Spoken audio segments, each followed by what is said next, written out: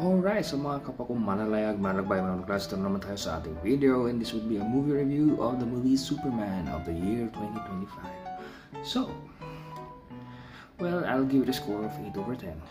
Para sa akin, yes, may mga binago silang stories, may inig ba sila, and it's James Gunn's version of the DC Universe.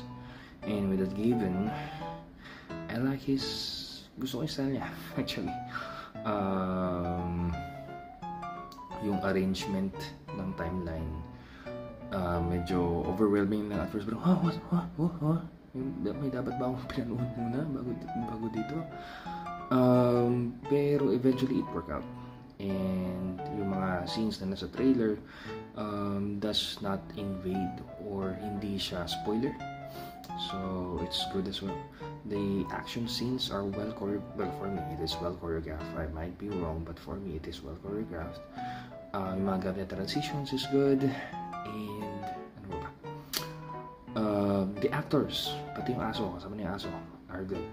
Yung gumanap na Lex Luthor is someone na hindi ko naisip na maganda yung performance niya, but before watching the movie, but after watching the movie, I agree, he is a good Lex Luthor. Maybe not for me, maybe not the first, wala sa top, pero second siya. Nasa second place siya for the best Lex Luthor for me. Yung gumanap na Superman, he was able to have different characters bilang Clark and bilang Superman. So malalaman mo, though yeah, hanggang na lang kasi I might spoil things if I say other things. Pero yan, yeah, I just keep this review spoiler free, and yes, for me it's a great movie. Made me cry 3 times in the movie, and yeah, 8 over 10.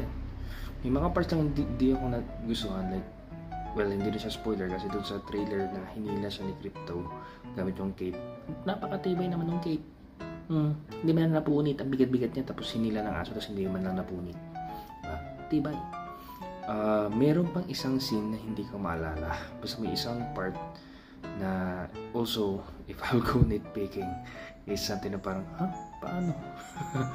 Pero it still works. May mga parts din na parang, okay, tapos na yun, okay, alright.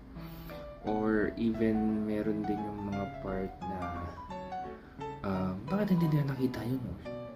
Or ba't hindi nila naisip mo na gawin yun?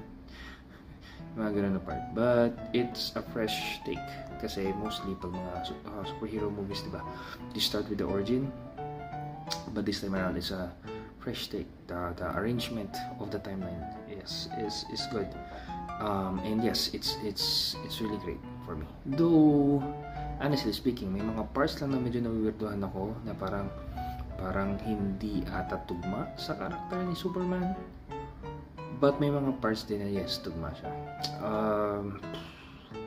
So hit and miss, but still it's for me it's really a great movie.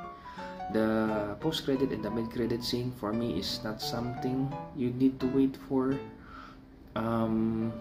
but I think baka meron nandun na hindi ko nakita na Easter egg, but to my knowledge medyo ano na siya, sayang oras para sa akin, baka mali ako. So basta may dalawang credit scenes, tapos may mga cameos na hoping siguro kung gagawa nila ng susunod na movie or what. This is maybe not the first, pero one of those movies na sana may sequel. Para sa akin lang naman, and if magkaka-sequel, sana they give it justice kasi maganda itong una. Para sa akin it's good. So yun na, maganda lang muna mga kaibigan. Salamat sa panonood, and as always, gonna go and grow and go kay God.